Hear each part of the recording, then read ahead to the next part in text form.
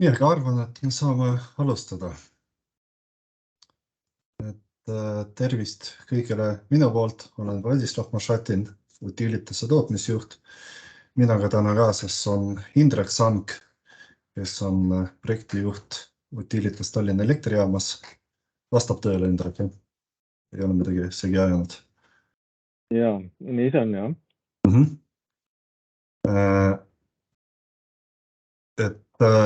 Esialgu mul on paar siin korralduslikku asja. See on siis seotud sellega, kuidas me tulevikus loengut teeme. Ja kõige meil on tulevikus kõik Eestisse loengud on digitaalsed. Kahjuks kohal käis väga vähe rahvast, seega me oleme otsustanud, et ruumide pidamine ülikoolis ja lektori igakordne palumine tulla ülikooli, sellepärast, et kohal on 2-3 inimest, on natuke liiga palju. Siis tulevikus meie loengud annavad koolituspunktid kõikidest spetsialiseerumitest, välja arvatud, kui tegu on väga spetsiifilise koolitusega. Põhjus on see, et meie koolitused enamasti on väga laia spektriga ning nad võiksid olla kasulikud kõikidele. Siis kuna nüüd loeng on ainult digitaalne, siis mõtlesime, et teeme vahepeal ka loengute ajal kohaloleku kontroll. Põhjus on see, et me näeme väga palju inimesed tulevad siia loengule, osalevad, aga ka peale loengu lõppu isegi 2-3 tundi ripuvad siin Teamsi chatis, mis nagu viitab sellele, et inimesed pigem panevad seda koolitust käima, lähevad kusagile jalutama või mida iganes, et tegelikult nad seda ei kuule, aga koolituspunktid ikka tahavad saada, et ei ole väga hea teiste suhtes. Nii et katsetame, proovime, kuidas see loengu kohaloleku kontroll toimub. Ning oleme ka märkanud seda, et siin internetis küsimusi praktiliselt ei tule. Võib-olla üks põhjus on see, et inimesed väga aktiivselt ei osale, aga mõtlesin, et kuidas seda asja parandada, siis loengu lõpus kõige parima küsimusi autor saab endale kingituse. Nimelt see hakkab olema enamasti 50% soodustus Enerhack loengutel oma valikutel. Ja parima küsimuse siis valib lektor. Ja viimane on siis, et palun siin Teamsis osaleda oma nimega. Ma kiiresti vaatan siin, kes täna osaleb. Ma kohe ei näe, et kellelgi oleks siin probleemi, aga jah, tundub, et kõigidel on siin nimed ilusti olemas. Et põhjus on see, et meie projektijuht pärast ei suuda leida, kes siis osales ja kellele siis koolitustunnistus saada. Nii, aga alustame siis loenguga. Et Utilitas ja soojuspumpade rakendamine kaugküttevõrgus on teemaks. Eelkõige, mis on Utilitas? Oleme suur energeetikakontsern, toodame elektrit ja soojust. Ja meil on selline hästi suur ja atraktiivne eesmärk olla aastaks 2030 süsinikuneutraalsed. Slaidil on selline graafik, et kuidas meil see plaan läinud seni, et aastal 2008 räägime enamasti siis Tallinna kaugküttevõrgust. Aastal 2008 olime 100% fossiilkütuse peal. Tol ajal oli see gaas. Ja siis hakkas vaikselt siin tulema koostootmisjaamad, prügipõletusblokk, Mustamäe koostootmisjaam. Ja täna oleme sellel hetkel, et meie süsiniku heide võrreldes sellega, mis oli 2008, on 70% vähenenud. Aga selle eesmärgini nullini on veel tegelikult pikk maa minna ja iga järgmine samm on meil nõuab rohkem energiat, nõuab rohkem investeeringuid. nõuab rohkem nutikust, kuidas seda saavutada.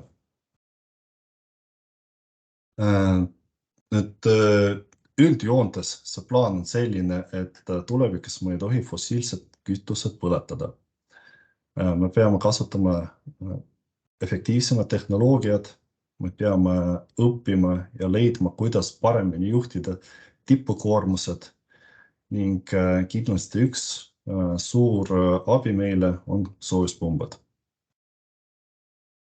Kui me vaatame siin Tallinna soojusvõrgu, see on enamusele teile juba tuttav, ei hakka siin detailidesse minna, kus mis asub, aga kui vaata tootmisgraafiku, siis baaskoormus on meil Tallinnas kaetud prügipõletusplokkidega, siis on rohelised graafikud, see on koostootmisjaamad, mis töötavad biomassil ja see sinine osa, mis on siin üleval, me nimetame seda tipud ning see kaetud täna fossiilsete kütustega. Enamasti on siis gaasiga, see aasta ka natuke põlevkiviõlid kasutatakse. On võimalus ka kasutada teised vedelkütused, mida me enamasti ei taha teha, sest hinnad on kõrged. Miks me nimetame seda tipukoormusteks, sest tegelikult need koormused tekivad enamasti siis, kui on välisõhutemperatuur alla +0 kraadi. Nii, vaatan siin kohe tekkisid küsimused, et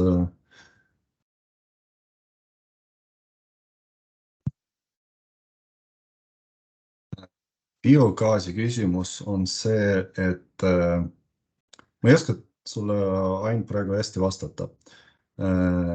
Reaalne olukord on see, et katlamajades see gaas tuleb ikka kollastest torudest maa seest.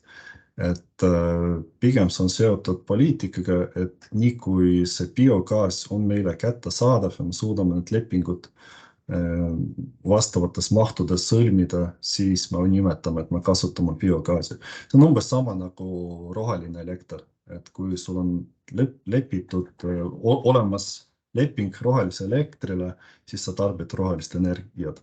Tegelikult see elektron, mis sulle tuleb, seda sa ei tea, kas ta on toodetud sealt rohelisest või põlevkivist või mille iganes.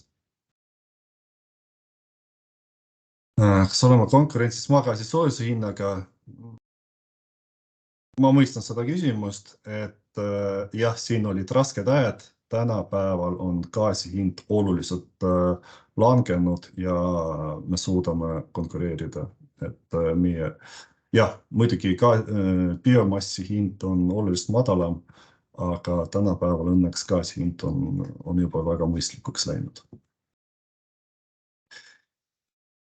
Nii, kui siin diilidest jah, nii palju rääkida, et need sinised tipud me peame ära lihvima, et selleks on väga palju varianti, mida me peame tegema, kuidas seda teha. Aga üks suur abiline on siis meil soojuspumbad ja sellel kohal ma siis annan sõna Indrekule, kes räägib siis suurematest pumpadest ja meie plaanidest.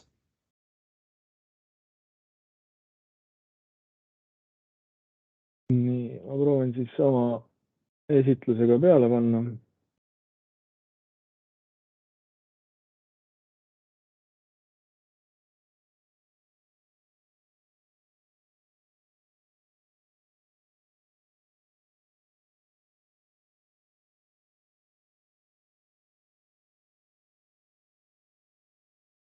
Nii, mõnikord kombel ma ei saa seda teha.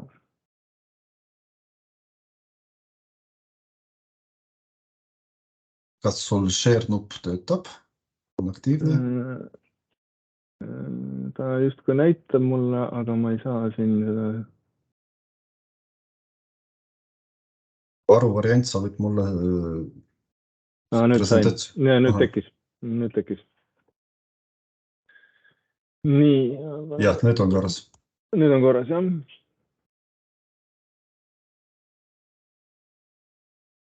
Nii on. On siis näha, ma saan aru. Me näeme just nüüd presentatsioon ka kohal. Ja, okei. Huvitaval kombel ma ei näe oma märkusi, nii et et loodetavasti mul on kõik nüüd meeles, mida ma mõtlesin nende slaidide juures. Indrek Sang on nimi, Tallinna elektrijaama nimekirjas ma olen, kuigi võib-olla viimane aasta ma olen tegelenud kontserniüleste projektidega ja muuhulgas ka soojuspumbad, suured soojuspumbad siis Tallinna kaugküttevõrku. Ja ma näitan seda sama slaidi, mida ma olete täna juba näinud. Ma ei suutnud Vladislaviga kokku leppida, et kes mida esimesena näitab ja ma näitan sama slaidi, aga räägin võib-olla erinevat juttu siia juurde ja võib-olla see aitab ka sissejuhatusena, millega ma olen siis tegelenud siin selles meie ettevõttes. Kui kursorit on näha, ei tea, kas on pointer? Mina tulin Tallinna Elektrijaama 2014 ja minu eesmärgiks siis püstitati VEO2 koostootmisjaam valmis ehitada, ehk siis ma olin omanikupoolne projektijuht. Ja kui jaam hakkas valmis saama, ehk siis me saime 2017 selle jaama enam-vähem valmis, saime võrgu kõlbulikuks ta, siis hakkas tekkima selline tunne, et meil on nüüd valmis kõik. Et ei ole ju midagi lihtsamat, kui ajada haket ahju ja tuleb soojust, tuleb elektrit ja kui soojust elektrit paisata võrku, siis tuleb ka raha. Aga mida aeg edasi, seda selgemaks sai meil see, et päris nii lihtne see ei ole. Ja see kogu see infrastruktuur ehk taristu peab olema oluliselt paindlikum. Oluliselt paindlikum selleks, et saada siis oma toodangu eest siis seda hinda, mida me ka eeldame, et saame. Pluss seesama eesmärk nüüd, et me peaksime muutuma järjest keskkonnasõbralikumaks ja me peaksime leidma siis lahendused, kuidas me saame sellest halli ala vähemaks ja rohelist osa nii-öelda suuremaks. Ja alguses võib-olla soojuspumbad olid selline ka üks variantidest, aga ma osalesin siin ka nendel 2019, näiteks 2020 me tegime suure tasuvusanalüüsi, mis puudutavad suuri salvesteid. Salvest iseenesest ei loo meile juurde võib-olla tootmisvõimsust, aga ta aitab meil siis salvestada teatud hetkedel, kui meil soojust nii-öelda üle jääb ja paisata võrku siis, kui seda puudu jääb, ehk siis me vaatasime siia väosse ka selliseid gigantseid 300 000 kuupmeetrit kuni 3 miljonit kuupmeetrit salvestit, ka väiksemaid salvesteid ja kõikvõimalikke variante, et kuidas me muudame selle oma taristu nii-öelda selliseks, mis võiks olla nii-öelda tulevikukindlam. Ja ikkagi need soojuspumbad on ja olid meil ka alati ühe variandina.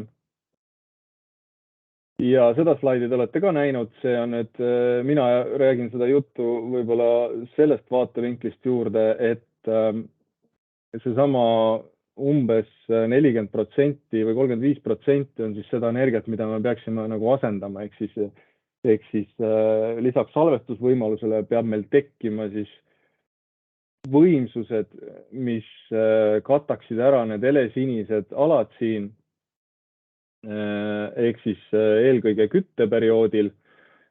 Ja ilmselgelt oli ka see selge, et soojuspumpadega me ei suuda seda katta ja ainuke variant siis võib-olla see vastus siis küsimusele, et miks bioõli või biogaas oligi see, et siis need suuri tipukoormusi me kavatsesime katta siis selle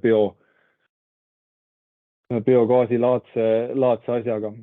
Nii et see on see maht, mis on täna puudu selleks, et me jõuaksime sinna rohelise maeenergia poole.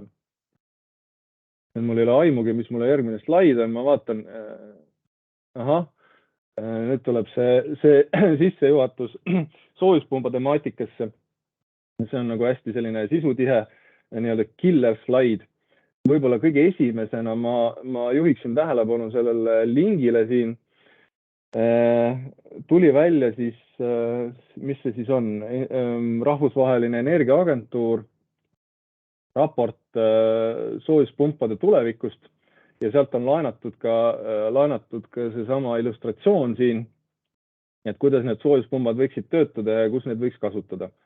Et ma soovitan teil lugeda seda raportit, see on selles mõttes nagu huvitav, seal on võib-olla ka räägitud sellest, et milliseid rakendusi meil on turul ja millised on ootused ja kuhu me võiksime siis selle soojuspumbandusega välja jõuda. Kuna soojuspumpasid kasutatakse täna Lääne-Euroopas juba päris tükk aega, siis võib-olla see minu ettekanne peegeldab seda, mida me oleme viimase võib-olla paari aasta jooksul nii-öelda suutnud uurida nii oma projektide raames. Meil on siin väos käimas üks nii-öelda elektrijaama heitsoojuse projekt, võiks öelda, teise astme suitsugaaside kondensaatorid on täna meil kohal. Ja teine asi, mis puudutab nii-öelda reoveest ja mereveest sellise madala temperatuurilise soojuse kasutamist soojuspumbanduses, need on need, mis meile tundusid ka nii-öelda Eesti mõistes perspektiivsed. Et Lääne-Euroopas palju kasutatakse ka õhk-vesi soojuspumpasid, kaasa arvatud ka kaugküttes. See ei tundunud meile selline ahvatlev versioon, millega edasi töötada. Ja võib-olla ka maasoojust, arvestades need võimsusi ja meie võib-olla geotermaali puudust, me ka nii-öelda päris tõsiselt ei võtnud. Et see on võib-olla selle skeemi osa nii-öelda või nii-öelda esitluse osa nii-öelda sissejuhatuseks. Teine oluline asi on see, et meile sai üsna pea selgeks, et see tehnoloogia tase on suhteliselt erinev. Seesama technology readiness level tundus see, et mida kõrgem on see temperatuur, mida see soojuspump peaks saavutama, seda enam on näha seda, et need tehnoloogiad ei ole nii-öelda seeria tootmise küpsed, vaid nad on mingisuguses sellises arendusfaasis. Ehk siis need komponendid ise, millest see soojuspumba-süsteem koosneb, võivad olla juba ammu töös, seda ma ka hiljem toon välja, aga tendents on siis ka sinnapoole, et proovitakse siis nende soojuspumpadega, suuremate soojuspumpadega siis jõuda lähemale ka siis sellisele tehnoloogia küpsuse tasamele, mida siis see TRL siis lühendina kirjeldab. Kõik need, millest me täna juttu teeme, et võib-olla seda ma siis ka kommenteerin juba konkreetse koha juures. Ja kolmas võib-olla oluline asi on ka see, et ka soojuspumpade nii-öelda tehnoloogiat ja võib-olla ka neid kasutatavaid külmaaineid vaadatakse täna sellest vaatevinklist, et millise keskkonnajälje nad annavad või põhjustavad siis keskkonnale, kui see külmaaine peaks lekkima. Et seesama, kas ta on äkki global warming factor on võib-olla selle asja, kui ma õigesti mäletan selle lühendi nimi, ehk siis need rohelisega on justkui sellised keskkonnale sõbralikumad külmaained ja need sellised täna ka laialdaselt kasutatavad külmaained, sünteetilised külmaained soojuspumpades, siis pigem on need sellised külmaained, millest soovitakse lahti saada või mille siis hinda proovitakse reguleerida sellel viisil, et keegi ei tahaks neid enam kasutada. Nii et vanemad soojuspumbad on kindlasti tehtud nende punases kastis olevate külmaainega ja üleval on need, mida soositakse. Ja seda on märgata tegelikult ka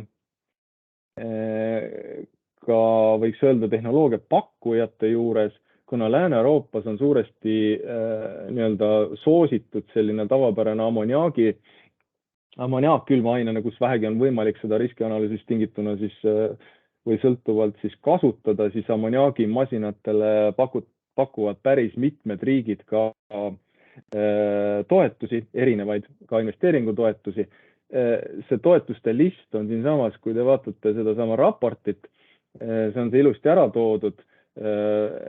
Selles mõttes ärge muretsege, Eestis toetust nendele ei anta. Läti ja Leedu olid seal listis sees, Eestit seda listis seal sees ei olnud. Nii et seal ka võib-olla selline nüanss selliste suuremate soojuspumpade tehnoloogia juurde ja loomulikult, kus makstakse toetusi, seal tegelikult ka seadmed tarnijad tegelikult hinnastavad oma seadmeid siis hoopis teistmoodi kui kohtades, mida ei toetata. Nii et meie siin Eestis, kui midagi soetame, siis me peame selle loomulikult kinni maksma. Aga ma liiguksin võib-olla sellises kronoloogilises järjestuses ja kronoloogia siis selles, et kuna siis võeti üks või teine soojuspumba rakendus kasutusele, siin on antud juhul siis Stockholmi Hexergi jaam. Uskumatult nii-öelda see jaam on rajatud juba 80ndate lõpus ja kuni 90ndate keskpaigani siis seda rajati. Ja sellel oli väga selline loogiline põhjus, et sel ajal Rootsis väidetavalt töötas 12 tuumareaktorit ja elektrienergia hind oli odav ja selline massiline soojuspumpade tekkimine, suured soojuspumbad, mida siis rootslaste hinnangul algasid siis 1 megast, tekkisid erinevatesse Rootsi linnadesse ja sellepärast võib-olla, kuidas öelda, viimasel ajal seal suuri sellise arendusi ei ole tehtud, enamus arendused võib-olla lõppesidki ära seal 2000ndate aastatega ja nad väidavad seda, et nendel on nüüd piisavalt need arendusi tehtud ja maailma üks eesrindlikumaid võib-olla regioone ka kaugjohutuse valdkonnas. Nii et see konkreetne pilt on siis Stockholmi ühest sellisest kohast, kus siis soojuspumpadega soojust ja jahutust toodetakse. Kui seda esimest korpust siis rajamisele hakati, oli ta äärelinn, tööstuspiirkond ja tänaseks on siis see Stockholm laienenud ja kasvanud selliselt, et see jaam on sõna otseses mõttes jääb elumajade, seal kõrval oli hotell, ehk siis täna ei lubataks mitte mingil juhul enam sellisesse kohta sellist keskust või jaama ehitada. See selles mõttes peegeldas ka selles, et kuidas nad peaksid oma jaamasid käitama, nii et eelkõige siis see müra probleem oli seal jaamas ka huvitavalt nagu lahendatud. Nii et täiesti võimalik elumajade keskel suur soojuspumba jaam, mürisevad kompressorid ja võib-olla siin natukene ka statistikat, ka see mingi osa võib-olla siis, kas ma õigesti sain aru, Stockholmi Hexergist on pensionifondi oma ja pensionifondid on teinud siis sellise ajaperspektiivi, et need samad soojuspumbad, mis seal on, peaksid siis vastu pidama 2045 aastani, siis võiks olla nende eluea lõpp, ehk siis need samad 80ndate lõpul, 90ndate alguses paigaldatud nende seadmed tiksuvad seal edasi. Ja keskmine kopp, nad huvitaval kombel tegid seda koppi arvestust nii-öelda kogu jaama peale kokku ja 3,3 oli see number, mis nad kohe peast oskasid öelda. Ja siin on üks võib-olla screenshot nende juhtimispaneelist. Siin on ka nüüd see, et kui väljas oli ka päris külmakraad, -8 kraadi, siis soojuspumbad ikkagi tootsid selle 7 kraadi juures väljundit ja kateldega siis seda vett siis soojendati selle ette. Minu hinnangul nad kasutasid seal ka gaasi, aga neil oli selline Jägermeisteri lõhnaga mingi löga, mida nad, kas see oli siis mingisugune kas piiritused, mis iganes tööstuse jääde, seda nad siis ka katlas kasutasid nii-öelda biokütuse nime all, nii et igal juhul soojuspumbast tuleb nii-öelda temperatuur tuli neil siis veel üles tõsta. Ja siin see süsteemis tavaline struktuur on tavaliselt ka, kui Skandinaavias ikka on ka salvesti, seda antud juhul siis ei kasutatud, aga siin on need võimsused näha. Siin on need võimsused näha ja need seadmed olid seal tõesti töös ja kütteperioodil need siis kasutavad soojuspumpasid soojuse tootmiseks, siis kevadel on neil kiire hooldus, 2-3 nädalat ja suvel siis kaugjahutus. Ja selline siis oli üks nende selline huvitav paigaldis, et kui sinna ruumi sisse läksid, siis sa jõudsid sellist 90ndate maailma, kus oli täpselt selline nagu 90ndatel kõik need ruumid välja nägid, et see oli väga ehe. Siin on üks Siemensi seadmetest, raske oli aru saada, kas ta nüüd Siemensi seade või ABB seade, ABB sildid olid seal küljes, aga tundub, et Siemens oli nad tootnud. Need olid väiksemad seadmed, siin pildil on ka näha selline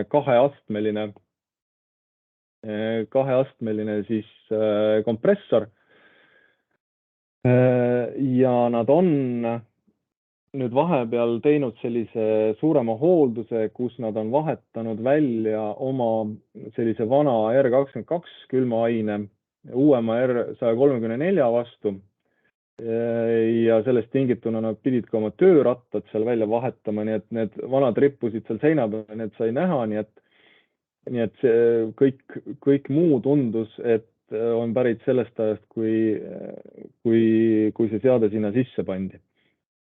Nii et hästi hooldatud, hästi käitatud ja üks võib-olla märkus nende seadmete käitamise seisukohalt oli see, et põhiprobleemid olid erinevad lekked.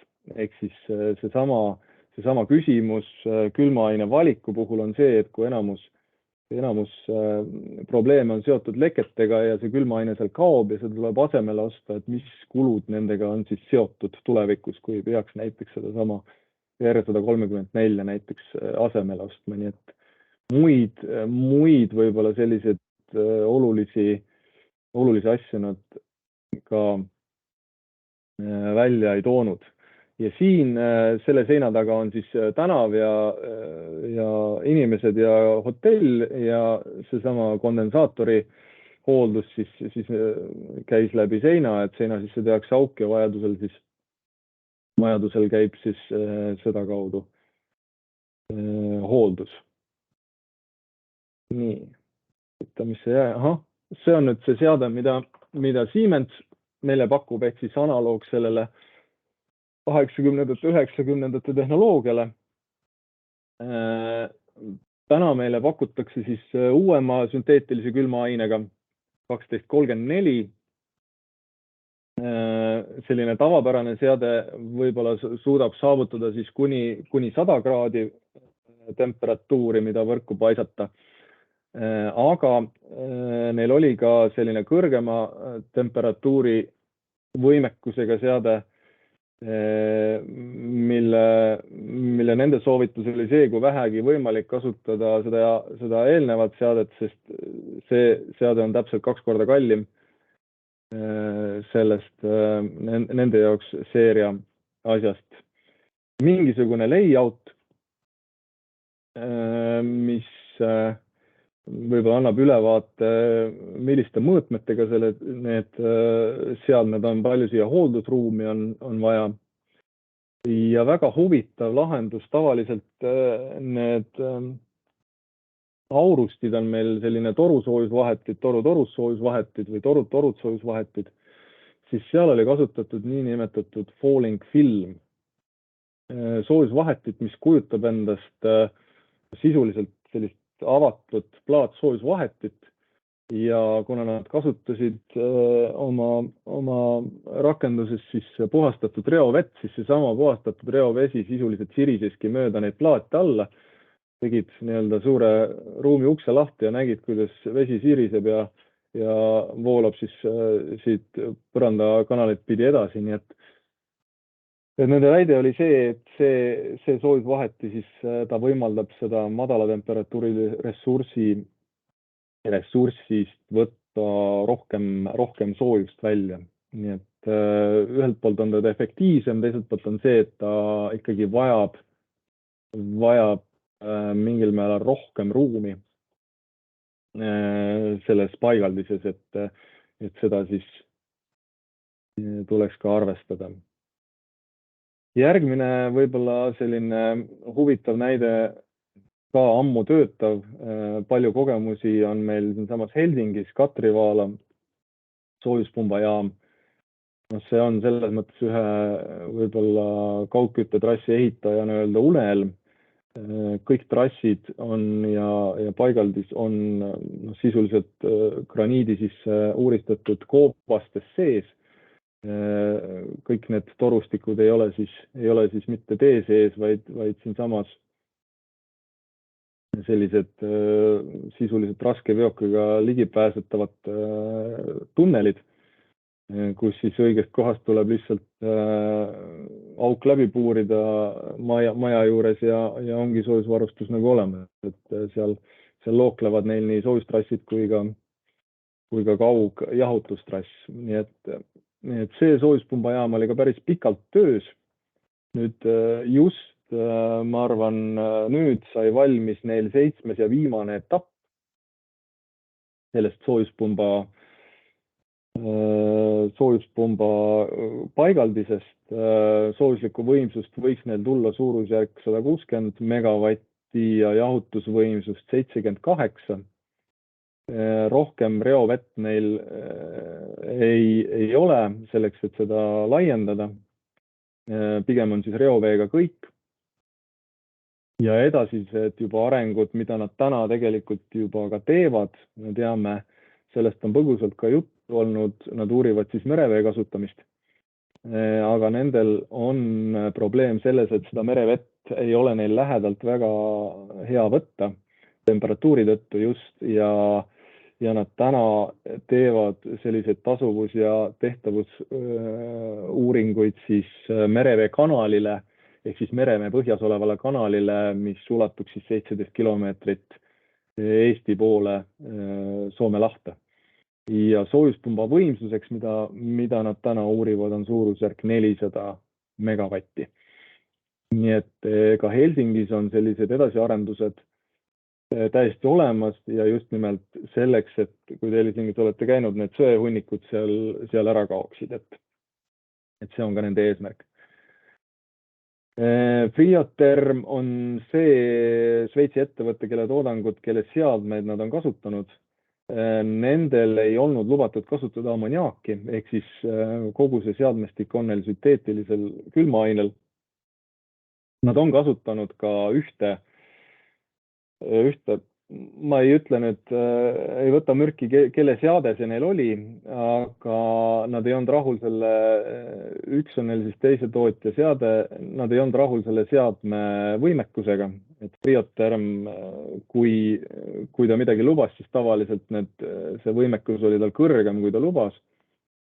Nii et Friothermi on nad kasutanud ja soovitavad ja käitavad veel tükk aega. Loomulikult Friotherm on see, mis on selline, kuidas öelda, Šveitsi kellalaadne toode, ehk siis kellasid saab ka odavamalt osta, aga tema hind on ka nii-öelda võrreldes konkurentidega kindlasti kõrge. Ja võib-olla üks nüanss veel, kõik need soojuspumbad, ükskõik mida me täna siin ka vaatame, need on kõik nii-öelda rätsepatöö. See tähendab seda, et neid ei ole olemas riiuli peal, et te lähete valite välja omale vajaliku suuruse ja panete nad paika. Kõik nad disainitakse täpselt teie sisendite, teie vajadusest lähtuvalt. Kõik soojusvahetid, kõigi seadmete nii-öelda asendid, ühesõnaga mis iganes, et need on sellised tooted. siin võib-olla natukene veel Friatermi nii-öelda seadmist, Unitop on selle nimi, paljudes kohtades kasutatav ja kõrgema temperatuuri saavutamiseks üldjuhul pannakse nad siis kas kaskaadi, et siis on low ja high paat nii-öelda, et siis kaskaadis tõstetakse seda temperatuuri. Siin on väike beat-diagramm, millest võiks see nagu koosneda, aga see võib-olla on ka illustratsiooniks siia juurde.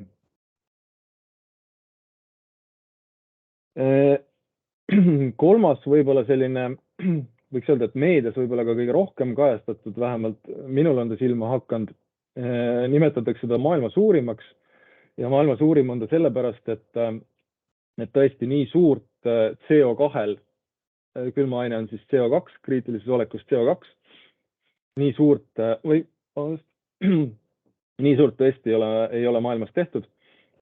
Ja see siis on praegu rajamisel Esbjergi sadamasse Taani. Ja seal siis, see on kohaliku omavalitsuse ettevõtted Infosüding, see on nagu jah, ongi sisuliselt nagu, ma ei tea, kas Eestis on veel alles, vist Kuressaare Soojus on ainuke, kes on selline sarnane ettevõte, kus siis kohalikul omavalitsusel kuuluvad need seadmed. Kohalik omavalitsus seati siis fakti ette mingil hetkel, et aprillis 2023 ei tohi põletada enam ühtegi söekoormat ja 2023 aprill peab soojuspump käiku minema. Nii et ta on selles mõttes nagu huvitav projekt, et selle peatöövõtja, selle soojuspumba peatöövõtja on MAN. Tavaliselt seadmetootjad piirnevad oma seadmetarnega ja väljastpoolt nad midagi teha ei taha. Aga sellel on ka üks põhjus, miks MAN nii-öelda peatöövõtjana siin esineb kogu selles soojuspumba rakenduses on see, et MAN-il küll, me vaatame edasi, oli küll toimiv kompressori lahendus, aga neil ei olnud sellist, kuidas öelda, standardtoodet olemas. Ja selleks, et saada siis see kogemus, saada see sisend ka edaspidiseks, siis vaevalt, et nad enam tahavad peatöövõtjana kuskil figureerida. Selles projektis ometi nad seda tegid, võttes kõik teadlikud ja teadmata riskid ja tundub, et nad ka, kuidas öelda, dimensioneerisid ikkagi kogu seda kremplit seal üle. Välja on käidud see, et siin on ostetud 2x25 megavatise soojusväljastusega 2 seadet ja kui nüüd teste hakati tegema, FAT-teste, siis tuli välja, et need seadmed suudavad välja anda ka 35 megavatti. Nii et selline huvitav asi. Sisendina kasutatakse merevett ja Taanile võib-olla iseloomulikult, kui see vesi on seal soe, siis nad ei pea minema väga kaugele. Et nad võtavad tegelikult sisuliselt oma sadama akvatooriumist, seal kus laevad nii-öelda sisse tulevad, kai äärest, on neil tehtud maa sisse väike punker ja sealt võetakse siis seda vett. Ja ka siin on näha sellist, kuidas öelda, taristu paindlikkust. Lisaks soojuspumbahoonele on neil loomulikult hakkekatel koos siis isegi vist 2 hakkekatelt oli koos kütuse etteandega. Loomulikult elektriboiler, mis on selline tavapärane juba asi sellistes paindlikes süsteemides ja tipu võimsusi nad ka nii-öelda katavad sellise bioõliga, mis siis jah, ainult tipu puhul töötavad. Võib-olla siin on näha seda sama siis aurusti, mis koosneb siis toru soojusvahetist. Natuke seadmest. Selle seadme süda ongi siis seesama kõrgrõhuline kompressor ja see kompressor tundub, et ta on ennast nii-öelda tõestanud hoopis muudes rakendustes, eelkõige nafta ja gaasi torustikes, siis pumbatakse selle kompressoriga ja väidetavalt siis need kompressorid töötavad nii-öelda Põhjamere põhjas, kus siis on ühendatud naftaplatvormide ja maapealse taristuga ja ilma hoolduseta on siis osad seadmed töötanud siis 100 000 tundi. Ja kuna selle kompressori võimekus on siis päris märkimisväärne, siis seda nii-öelda MAN soovis kasutada ka selles samas nende jaoks perspektiivikas siis kaugkütte sektoris, sest kogu see Lääne-Euroopa, võib-olla eelkõige Saksamaa on kaugkütte arenduse osas ikkagi nii-öelda lapsekingades ja sinna tegelikult seal nad näevad suuresti kindlasti oma turgu. Ja siin selline üle 100-kraadiste temperatuuride saavutamine ei ole probleemne.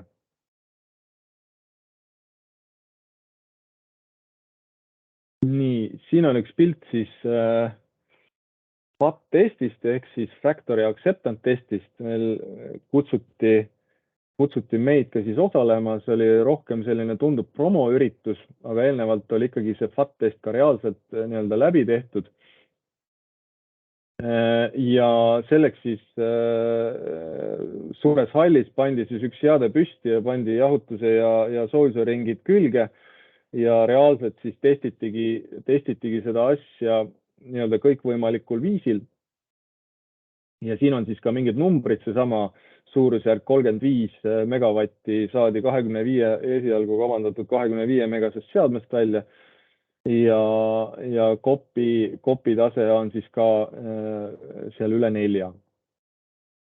Siin võib-olla muidugi minu kogemused ütlevad seda, et kui te kunagi soojuspumpasid nii-öelda endale hankima hakkate, siis oluline on see, kuidas seda koppi nii-öelda arvestatakse, kuidas neid teste tehakse, kuidas neid teste hinnatakse. Et see mulle tundub, olles ise ma kokku puutunud nii-öelda sellise elektrijaama või katla katsetusega, siis soojuspumpade puhul on see oluliselt teistmoodi, et kui meie oleme siin harjunud elektrijaamas, et summeeritakse siis mõõteseadmete viga ja selle järgi siis hinnatakse mõõtmistäpsust, siis soojuspumpade puhul on see oluliselt erinev ja selline kuidas öelda, testi läbimine pluss-miinus 15%-ga peetakse soojuspumba maailmas selliseks aktsepteeritavaks tulemuseks.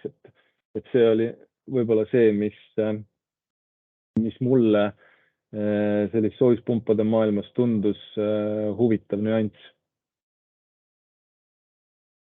Ja, nii et mõlemad seadmed siis käisid FAT-testil lastel läbi.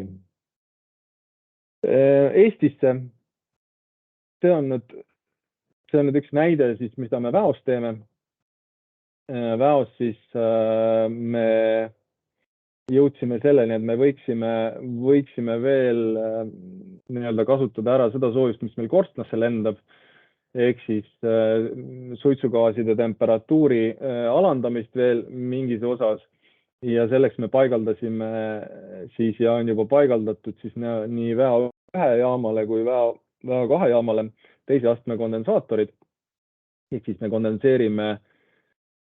kondenseerime täiendavalt seda suitsugaasi ja lisaks sellisele madala temperatuurilise ressursile me haarasime siia ringi ka jaamade suletud jahutussüsteemi nii Väo 1 kui ka Väo 2.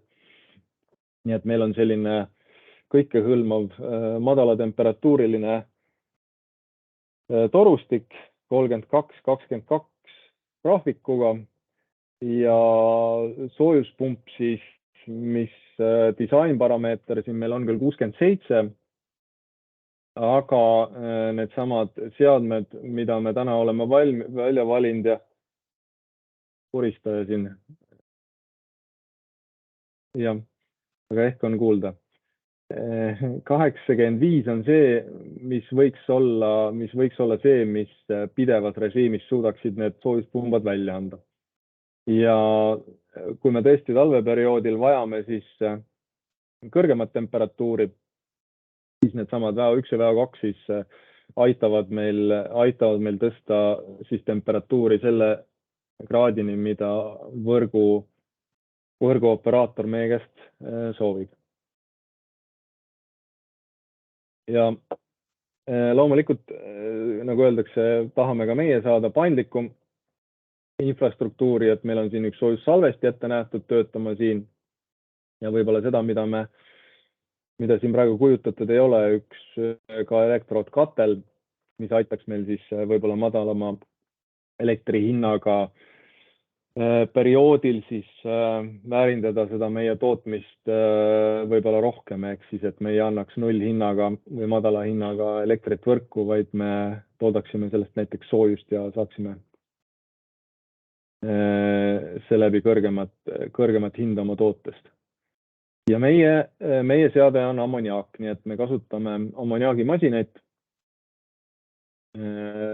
Kõik, mis sinna juurde kuuluvad, kogu see riskianalüüs ja leevendusmeetmed ja nii edasi. Võib-olla mingisugune visuaalne ülevaade sellest. VO1 on siin VO1. Teise astme kondensaator asub siin esimese kõrval. Torustik, siis, mis lookleb üle meie territooriumi VO2-le. VO2 siis korjame samamoodi. VO2 on 3 katelt, nii et igale katlale eraldi ka suitsugaaside kondensaatorid ja siin siis ka need teised astmed.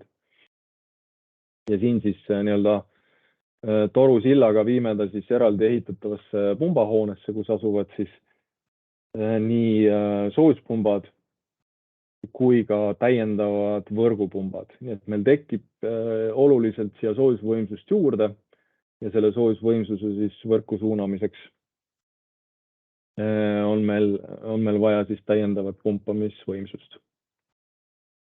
Natukene seadmetest. Kasutame GEA kompressoreid, GEA soojuspumpasid. GEA on vist üks maailmas, võiks öelda, paremini tuntud ammoniaagimasinate tõesti külmarakendustes kasutatavad seadmed. Nüüd nad tahavad ka oma sellist eelist ära kasutada kaugkütte soojuspumpade puhul. Ja ka meie kasutame selliseid eksperimentaalseadmeid, et meil on 3 sellist 52 paarist kompressorit ja üks siis selline eksperimentaalne 63 paarine. Vaatame, mis sellest saab ja kuidas ta toimima hakkab. Täna seda minu teada kuskil mujal rakendatud ei ole, nii et ka GEA on huvitatud sellest, et ta oma rakenduse saaks tööle ja näidata siis oma seadmetel selliseid kõrgeid parameetrid, eelkõige siis kõrget väljund temperatuuri ja kõrget COP-d. Nii et meil sellise eelduslik ja ootuslik kopp võiks olla üle 5. Tõsi, need on osad režiimid, kus me 5 ei saavuta. Aga tavarežiimis võiks ta seal 5 kandis olla.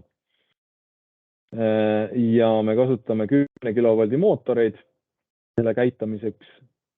Nii et selline massiivne, võib-olla sellelt erinevalt värvilaigult võib-olla on ära tuntavad siin 4 soojuspumba seadet, siis üks on, nad töötavad meil kaskaadis, üks on siis madalam rõhul ja teine siis kõrgemal rõhul.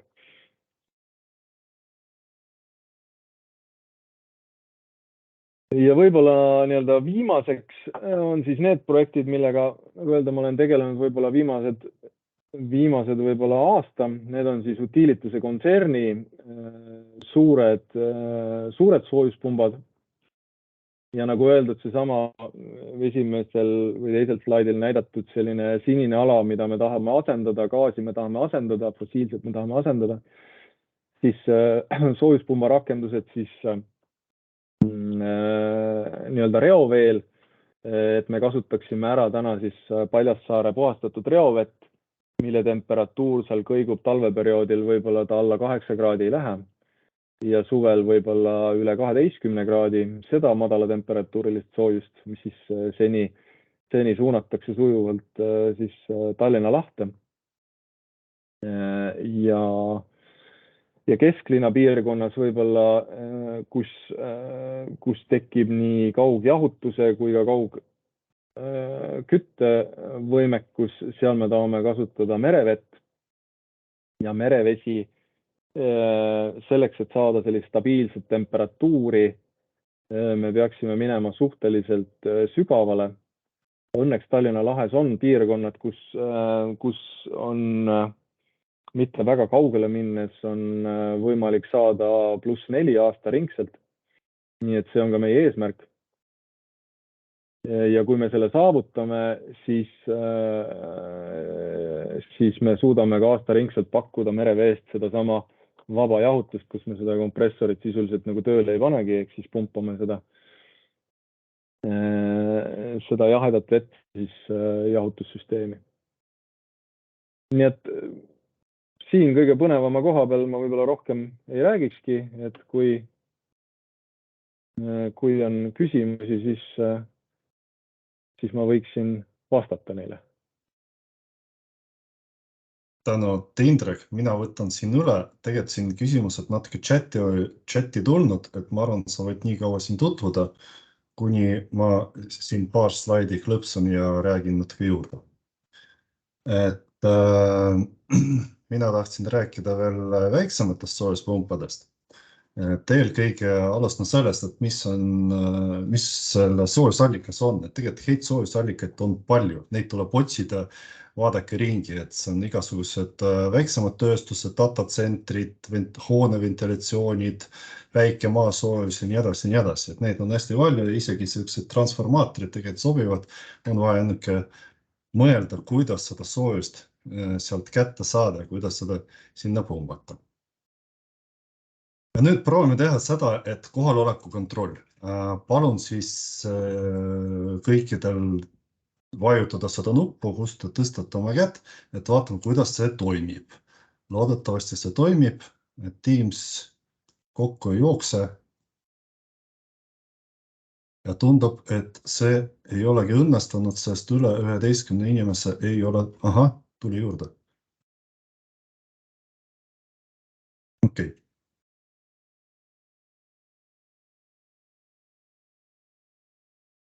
Vähemalt minult ei anna võimalust seda kätt tõsta. Palun siis Kalevil fikseerida olukorra, et võib-olla on lihtsam vaadata, kellel ei ole käsi püsti. Tundub, et see lahendus ikkagi meil isegi toimib.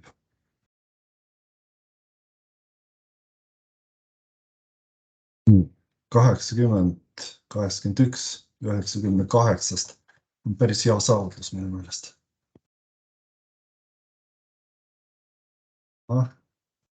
Kalev, pane siis Kristi eraldi, kes on chati kirjutanud, et ma ei saa telefonist. Okei, ma arvan, sellega on see katsetus võiks lõpetada, et kohaloleku kontroll on läbitud. Ja mina jätkan siin kiiresti oma presentatsiooniga. Mul väga palju slaide ei ole. Et räägin sellest, mis on siis Mustamäes sai tehtud. Et eesmärk oli tõsta jaama kasutegur, kuigi meil on jaama kasutegur niigi hea, et siin, kui jaam töötab täiskoormusel, siis üle 100% oleme saavutanud.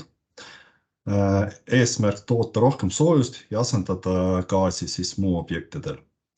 Kust me seda soojust võiksime võtta? Esimene mõte oli kuivjahutid. Meil on selline hästi suur rõdu, kus kuivjahutid rohkem kui pool aastat ei tööta, et võiks nagu välisõhu kasutada.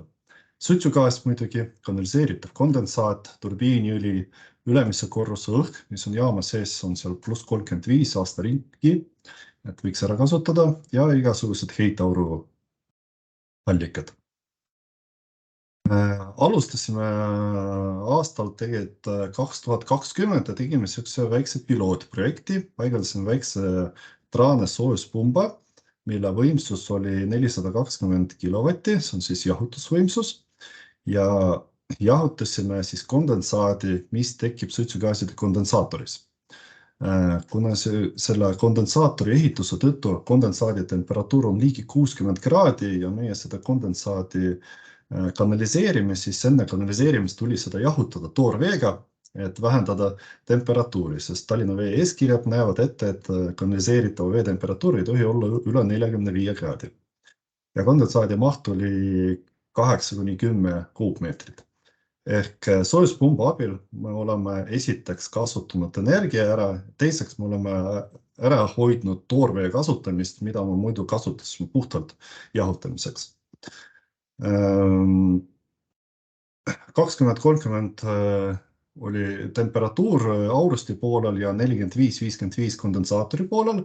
Oleme soojendanud katla temperatuuri ehk enne katelt kaugküttevõrgu tagasivoolu ja saime masina koppi 5. Lihttasuvus meil tuli 2 aastat. Nägime, et kõik töötab hästi. Soojuspump töötas meil 1,5 aastat. Ja sai nüüd demonteeritud, kuna see ruum oli meil vajalik ja järgmine projekt, mida me hakkasime realiseerima, siis kasutas ka kondensaadi soojust. Aga soojuspump ei ole kusagile ära läinud, et tegelikult kaugjahutusosakond meil seda tulevikus kasutab ja masin suudab toota madalamat temperatuuri. 2021 siis tuli käsk, et tuleb siis paigaldada suuremad soojuspumbad ja selleks anti meil 12 kuud. No, esimesed mured olid kohe laual, oli teada, et COVID-i aeg oli veel ja tarneraskused, aga me veel ei teadnud, et tuleb ka sõda, tulevad väga volatiivsed hinnad siin materjalidele. Et kuidas seda realiseerida oli päris põnev. Ja muidugi üks suurematest küsimustest kohe alguses oli, et kes oleks peatöövõtja, kas võtame abi konsultandid, kas teeme kõike ise. Väga palju aega ei olnud otsustada ja arvasin, et teeme ise, piisavalt pädevad ja targad, nagu projekt ei tundu olema väga keeruline, aga sihuke ennutuslik oli otsus, et tegelikult piisavalt keeruline, aga saime hakkama. Sihuke esimene eskiis sai paberile visatud, see oli siis minu joonis, peaaegu hankesse leidnud, aga õnneks sai leitud see viga. Aga selline esmane eskiis oli olemas lahendus, kuidas seade võiks töötada. Esimesest eskiisist tuli juba natuke suurem ja korralikum asi, kus me arvasime, et me jätame siis suitsugaaside kondensaatori, saame sealt soojus 4–5 megavatti, jahutame kondensaadi, saame umbes 0,5 megavatti energiat juurde ja kasutame ka turbiini jahutust, et umbes peaaegu 0,5 megavatti ka saame juurde. Ja siis soojuspumba abil soojendame samamoodi tagasivoolu kaugküttevõrgust enne katelt, ehk siis biomassi katel soojendab seda vesi üles edasi. Siin oli kindlasti ka küsimus, et kas turbiini kasutegur sellega väheneb ja üleüldse jaama kasutegur väheneb. Oleme leidnud, et jah, elektriline kasutegur ehk elektri tootmise kasutegur natukene väheneb, aga kokkuvõttes kogu jaama kasutegur ikkagi tõuseb ja paraneb. Õnneks on ka Mustamäe jaam ehitatud niimoodi, et katlad on natukene üledimensioneeritud, ehk katlad suudavad natuke rohkem auru toota, kui turbiin tegelikult vajab ja elektri tootmise võimsus ei ole kannatama saanud. Kui üldine lahendus oli olemas, siis tekkis veel 1000 küsimust. Mida teha, kuidas korraldada hanked? et seda tuli jagada ja tuli mitmeid hankeid kokku korraldada, eelkõige suitsugaaside kondensaatori teine aste korraldada, siis soojuspumbad ise. Koostada oli vajalik üldehituslik projekt, oli vajalik elektriline projekt, oli vaja tellida trafo, jaotusseade, kaablid, lahendada, kuidas toimib automaatika. Kui tol hetkel oli juba umbes jaanuar ja veebruari lõpus hakkas Ukraina sõda, hakkas väga suur probleem materjalidega või vähemalt turul tekkis paanika, kus igasugused tarnijad pakkusid, et jah, toru on meil olemas, aga hind kehtib 4 tundi, et 4 tunni pärast on pluss 10%, tee mis tahad. Ja sellises olukorras tuli siis kiiresti otsustada olla paindlik ja tellisime siis torustikud, siibrid, ajamid, pumbad, sagedusmuundrid, kõik, mis oli vajalik. Samal ajal käisid hanked, et leida meil partnerid, kes oleks üldehituse poolest, kes meid aitaks, kes oleks torustiku ja seadmete montaaži poolest, automaatika, elektrika, omaniku järelevalve ja nii edasi.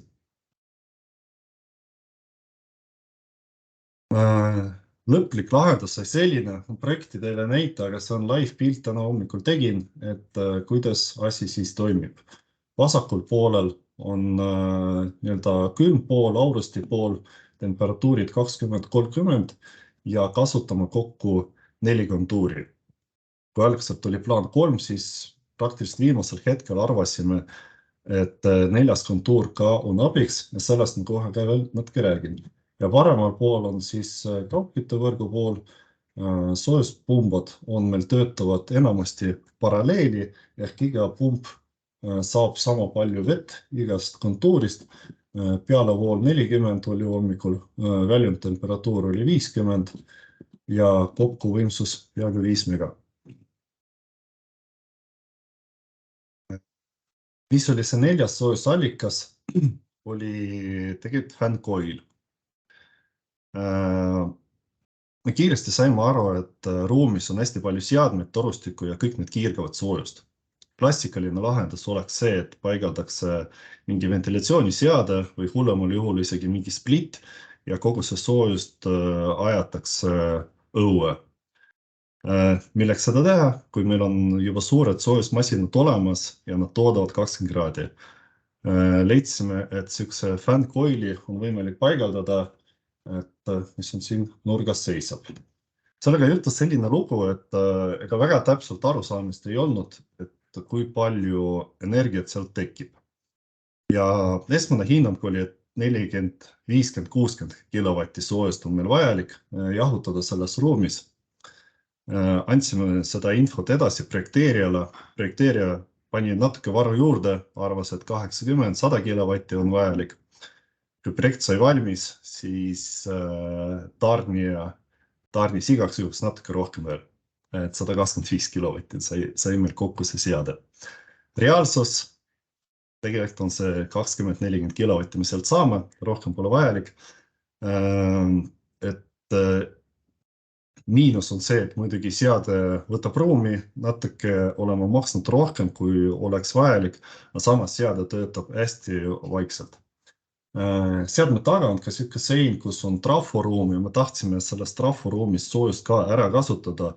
Kahjuks meil Päästeamet ei ole seda lubanud, nad tahtsid, et see traforuum oleks eraldi tuletikasektsioon. Midagi oleme ka õppinud. Kuidas käis paigaldamine? Siuke hästi hirmus pilt. Tegu on siis juuni 2022. Hakkasid esimesed seadmed jõudma. Eelkõige tuli suitsugaaside kondensaator. Oli äärmiselt keeruline tõstmine, kogu selle kondensaatori kaal on ligi 30 tonni. Õnneks ta tuli 3 tükist, aga suurema tüki kaal oli ikkagi 20 tonni. Selleks, et seda sinna sisse mahtuda ruumi, oli vaja seina lahti võtta. Kohale tuli 2 kraana. Ning siin pildil on näha niimoodi, et see kraana köis, millega siin tõstatati, tuleb läbi suitsuluugi, kaabliredeli ja metallkonstruktsioonide vahel. ja kogu see suitsugaaside kondensaator, mis on see soojusvahet ja siin on see suurem osa, mis on ligi 20 tonni, tehtud täiendav raam spetsiaalne ainult tõstmise jaoks. Et siin on tõesti müts maha nende eest, kes mulle arvutasid kogu selle raami ja kes need tõste operatsioonid tegid. Et õnneks kõik õnnestus, kõik läks hästi. Siin võib öelda, et selle trossi tolerants, mis ta siin sai liigutada, oli umbes 3-4 sentimeetrit, mitte rohkem. Natuke teisest vaatest ka, et teine case oli natuke rohkem siin vabadusaste, aga siiski mitte väga palju. Siis hakkasid tulema soojuspumbad. Soojuspumbadega ka nii hästi kõik ei läinud. Et siin on, ütleme, tõsteplaani tuli kohandada juba koha peal, siis kui soojuspump oli kohal, nägime, kust kohast on need tõsteaasad. Kahjuks tehasest kohe ei tulnud seda õiget joonist. Oleme märganud, et soojuspumbad tulid natuke raskemad ka, kui oli planeeritud, kuna nagu siin Indrek mainis, et need suuremad soojuspumbad on enamasti sellised rätsepa lahendused. Et kaal tuli natuke peaaegu 2 tonni suurem, kui oli planeeritud. Et siin kraan on nool ja üleval on siis meie kuivjahutid. Siin on vaba ruum umbes 10 sentimeetrit, rohkem seda ei olnud. Ketid on pingutatud, võimalikult lühikeseks tehtud, et rohkem siin mitte midagi teha ei saanud, aga õnneks jällegi sai kõik tehtud. 3 soojuspumpa niimoodi sai paigaldatud, sai siis kiiresti hoone ja seinad ümber. Niimoodi see pilt nägi juba juuli keskpaigas. Siin kindlasti on küsimuseks see, et kas kuivjahutid kannatasid ka, et ilmselt jahutusefektiivsus on langenud. Vastus on see, et eelmine suvi me ei ole märganud, et see efektiivsus on oluliselt vähenenud. Võib-olla 2-3-4% on vähenenud, aga ei midagi erilist. Et jällegi läks hästi. Oktoobri keskpaigas sai siis soojuspumbad paigaldatud. Kokku on siis 3 masinat, niimoodi ilus pilt on. Oktoobrist nad hakkasid juba tööle, muidugi lõppseadistus, isoleerimine, koristused ja kõik muud asjad siin veel kestsid peaaegu novembri lõpuni. Siin ees on näha, et on kohati tehtud siis tänavakivi. See on see põhjusega, et siin all on kaugküttetrass, kunagi tuleb seda asendada ilmselt või remontida. Et selleks, et see remont oleks oluliselt lihtsam ja parem, siis panime siia lihtsalt tänavakivi. Soojuspumpade all on siis juba betoonpõrand. Torustiku pool, et külm pool on roostevaba torust tehtud. Siin ei ole sellist head vastust, miks me seda tegime just roostevaba, oli võimalik ka mustast metallist teha. Sel hetkel tundus, et see hind on peaaegu sama. Roostevaba on natuke kergem ja natuke ilusam ja me arvasime, et isoleerida ei ole vajalik, kuna graafik on 20-30. Otsus oli ka õige, et midagi ei higista, kõik on korras, kõik töötab hästi. Kaugkütte pool on isoleeritud, seal on temperatuurid natuke kõrgemad. Pildilt ka näha, et 3 mudafiltri, üks on sellise halli värvi, see on just siuke meeldetuletus nendest rasketest ajast, kus 2 mudafiltri oli riiulil kohe saada siin nädala jooksul, aga 3. tuli 1,5 kuud hiljem ja oli siis juba teist värvi. Siin on suitsugaaside kondensaator, kuidas ta sai kokku juba üldine pilt. Tegelikult ruumi on hästi vähe. Et sai tehtud. Isolatsiooni siin on hästi vähe paigaldatud kondensaatorile, kuna suitsugaasid on nüüd lõpus temperatuuriga 20 kraadi ja ega eriti isoleerida siin ei ole vajalik. Võtmenäitajad. 6,5 megavatti jahutusvõimsust on meil kokku 3 masina poolel. See tööaine on R1234ZE. Igas masinas on 4 kompressori, nendest on 1 sagedusmuunduriga, ehk niimoodi see reguleerimine käib. 1 kompressor saab reguleerida sujuvalt ja kui masin näeb, et sagedusmuunduriga kompressor on juba 100% koormusega, siis lülitakse juurde teised. kompressorid. Kokku masinate kopp on 5,5 eeldusega, et Auresti pool temperatuurid on 20-30 ja kondensaatori pool temperatuurid 40-60. Jaama efektiivsus eelmine kuu mõõtsime peaaegu 115% pigistasime välja. See on siis kokku primaarenergia, mida me oleme saanud kütuse poolelt ja siis energia, mida andsime võrkudesse, soojus pluss elekter. Kogu investeering ligi 4 miljonit. Siin on kirjas, et koos elektrikatlega, sellest ma siin ei ole rääkinud, aga me lisaks paigaldasime 9 megavatti elektroodkattel või elektrikattel, mida me käitame siis, kui elektri hind on madalam kui soojuse hind või madalam kui soojusgaasist toodetava soojuse hind, et siis asendame ka gaasi. Ja kokku projekti tasuvusaeg hindame 3-4 aastat.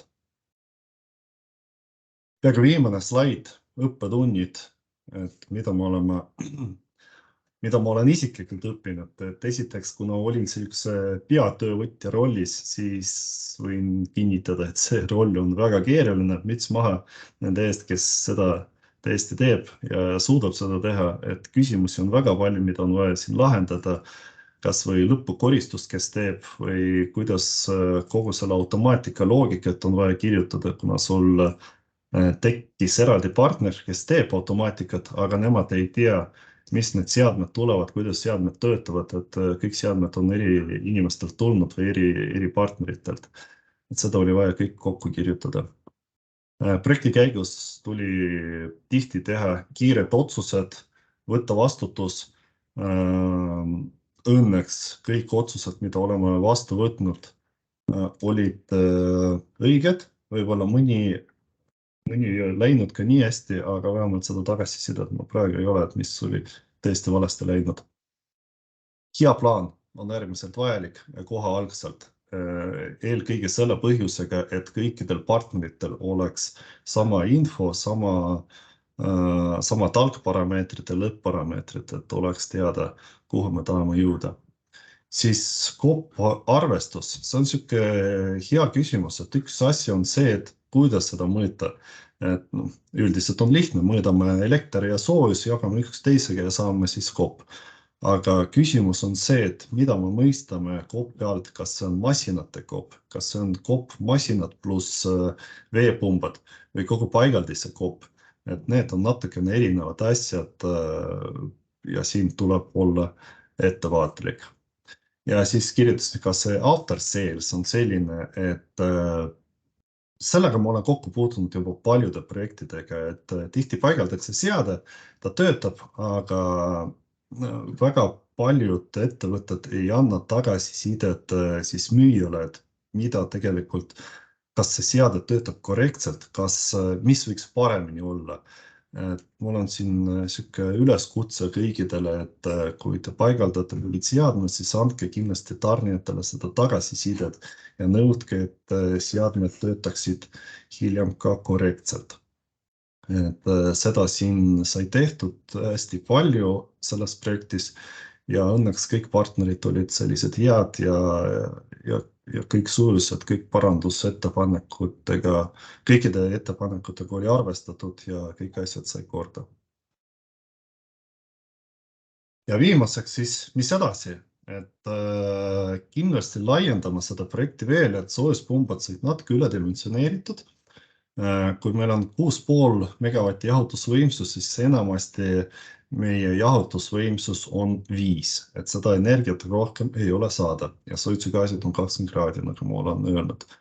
Et plaanime jahutada jaamu ülemise korruse õhk, seal on +35 vähemalt aasta ringi, et hindame, et 300-400 kilovatti saab sealt kätte. Siis kasutada erinevad heitauru allikad, näiteks teraatorist heitaur või kondensaadipaagist, et saab 100 või 200 kilovatti juurde, et kokku 500-600 kilovatti võimsust võiks saada juurde ja saada jaama efektiivsust veelgi suurem. Ma arvan, siin võib-olla 120 ei vigista välja, aga 117 on ilmselt väga reaalne. ja sellega ma lõpetaks oma presentatsiooni ka. Ja ma arvan, nüüd on see hea aeg vastata küsimustele. Jah, sa oled juba soojaks ennast rääkinud peaaegu vist. Siin on Oleksi küsimus, ma vaatan chatis, et sa kasutad külmaainet 1234, mis on plahvatusohtlik, et millised meetmeid te olete seal kasutanud ja millised alternatiivsed külmaained peate silmas selle asendamiseks? Noh, see on pooleldi sulle küsimus, pooleldi võib-olla mulle küsimus. Ma alustan selle esimese poolega, et ohutus, kuidas tagama ohutust, on võimalik, on olemas andurid ja meil Mustamäel on need andurid paigaldatud, lekkeandurid, kuigi seaduse kohaselt selle aine maht on meil piisavalt väike, et meil ei ole kohustust neid andurid paigaldada, aga oleme siiski need paigaldanud, et vilkurid, sireenid on täitsa olemas. Sama ma võin rääkida ka näiteks ammoniaagi kohta, et me tegime sellise korraliku riskianalüüsi, mis puudutas ka ammoniaaki. Võtsime juurde spetsialistid, kes on ammoniaagiga eelnevalt kokku puutunud, ehk siis eelkõige ka külmamehed. Ja meil on samamoodi üleval siis niinimetatud nuusutamise ehk andurite süsteem, mis siis teatud hetkedel, teatud kontsentratsiooni jooksul teeb siis teatud asju. Nii et kas ta siis sulgeb või avab midagi, kas ta ventileerib või siis vastupidi paneb jälle kinni nii-öelda need avad. Nii et see on täiesti loomulik ja tavapärane riskianalüüs, kus kasvavad välja siis niinimetatud leevendusmeetmed, et mis nagu edasi saab. Et see on tavapärane protsess selliste plahvatusohtlike või raskesti plahvatavate või kuidas iganes ammoniaak idee poolest ju ka on selline raskesti plahvatatava nime all. Ma üritan siin Aare Vabamägi küsimust ka vastata. Aarel on 2 küsimust. Võib-olla ma oskan nii palju lisada 2 küsimust, mis on tegelikult sisuliselt samad, ehk siis küsimus on selles, et kuidas me suudame konkureerida gaasi hinnaga, ehk siis see gaas suure tõenäosusega kuskile turult ära ei kao ja suure tõenäosusega gaasi hind ka stabiliseerub mingisugusele tasemele. Nii et eks see on meiega eeldus, et me peame igal juhul ja igal hetkel olema parimad, efektiivsemad ja parim võimalik lahendus peaks olema kaugküte.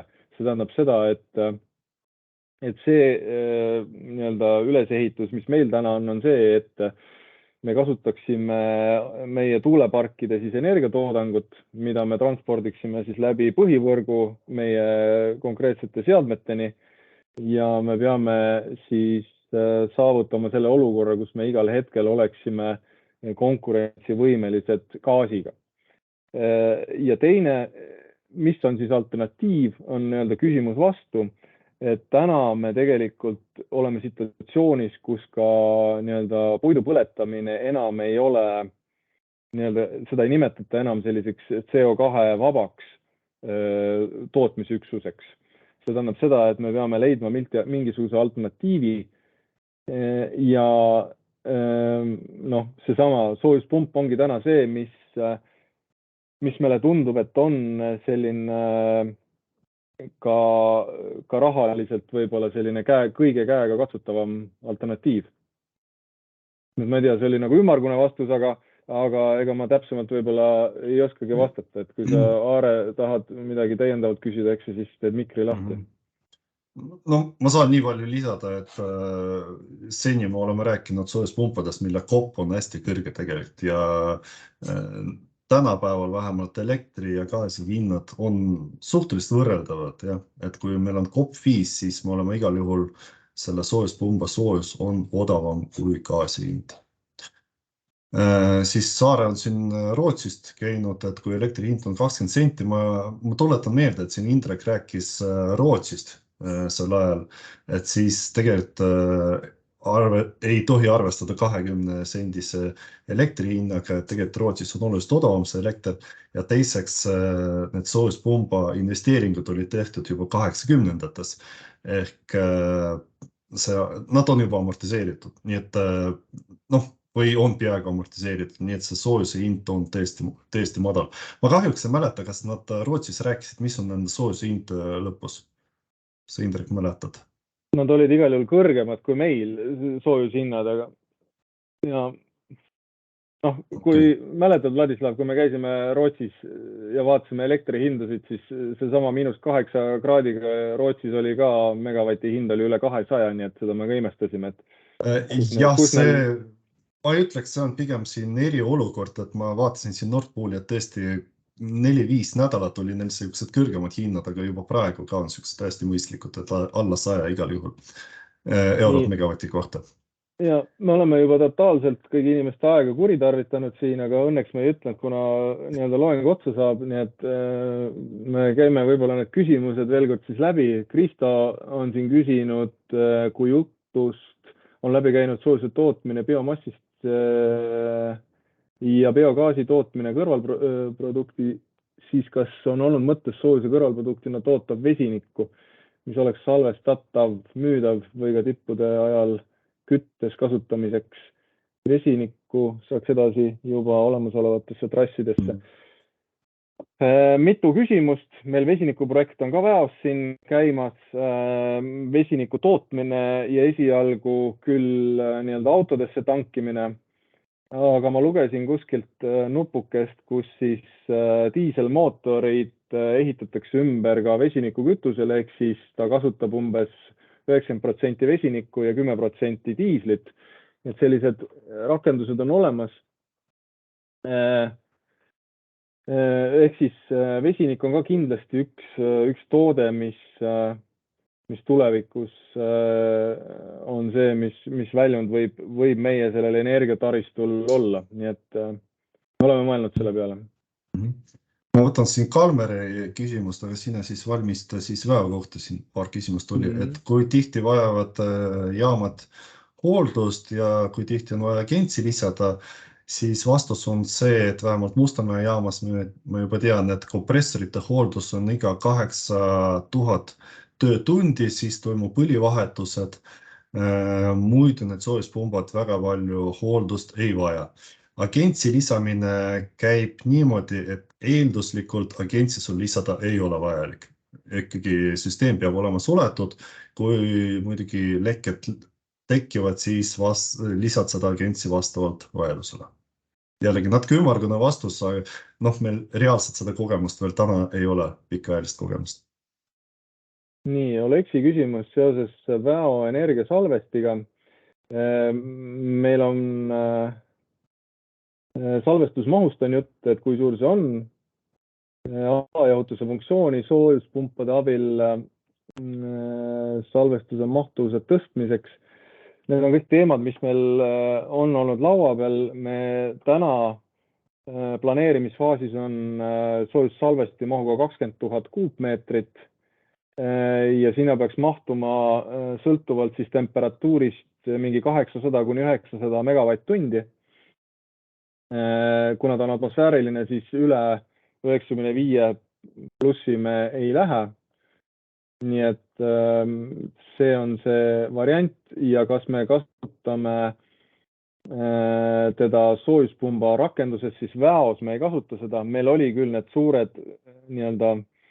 suured salvestid, mida me siin gigantset massi planeerisime, siis seal selline asi oli mõeldud tõesti. Seda ka kasutatakse näiteks Taanis. Kasutatakse soojuspumba, võtavad veel viimast salvestitest, siis meil antud juhul ringleb salvestis kaugküttevesi. Nii et soojuspumba sisendina me salvesti vett ei kasuta. Nii, sul oli veel küsimus, mis on see võimsused? Ja võimsused, see minu arust kuskil slaidil ka oli, me planeerime väljund võimsuseks olenevalt režiimist siis 24-26 megavatti, mis siis peaksid täiendavalt soojust minema võrku. Mina vastan siin Renno Aleksander küsimustele, et Renno küsis, kas meil on külmatehnikud. Jah, meil Utilitas on külmatehnikud kaugjahutuse osakonnas, et nemad ei ole selle projektiga ei olnud väga tihti või väga tihedalt seotud, aga me saame neid kasutada.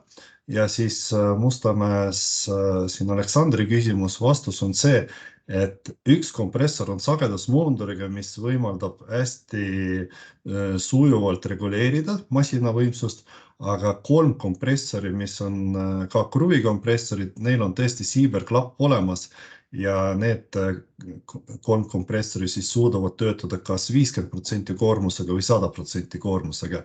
Nii et niimoodi see reguleerimine käib. Nii, sellega on vist küsimused kõik. Kas, Indrek, me suudame siit välja valida parima küsimuse?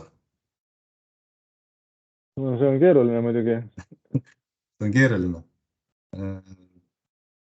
Noh, seesama teema ju tegelikult, mis tegelikult kogu selle teema nii-öelda üks võtmeküsimus on ju see, et kas me suudame selle soojuspumba kogu krempliga konkureerida nii-öelda teiste alternatiivsete vahenditega, nii et mina ütleksin see, et see on selline võib-olla õige nagu lähenemine, et meie ajame efektiivsust taga ja me proovime siis leida ka kaugküttesse selliseid lahendusi, mis ka pikamas perspektiivis nii-öelda oleksid ka tarbijale nii-öelda soodsamad.